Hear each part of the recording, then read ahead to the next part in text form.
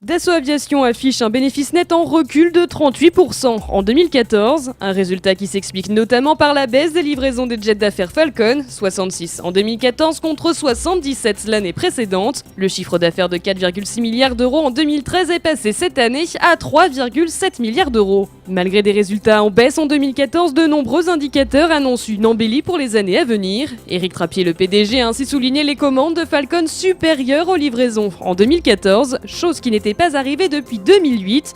90 commandes ont été prises en 2014, 64 en 2013. Une reprise du marché qui s'explique en partie par l'arrivée des nouveaux modèles Falcon de Dassault Aviation. Le 8X qui a effectué son premier vol début février et le 5X qui a pour sa part débuté les essais au sol.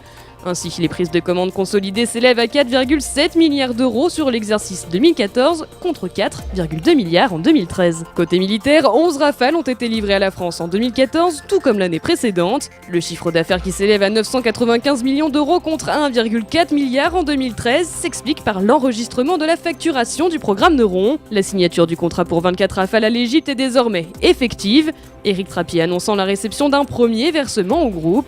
Et en raison de l'adaptation des livraisons de Rafale à l'Égypte, Dassault Aviation prévoit de livrer 8 unités en 2015, 5 pour l'armée française et 3 à l'Égypte.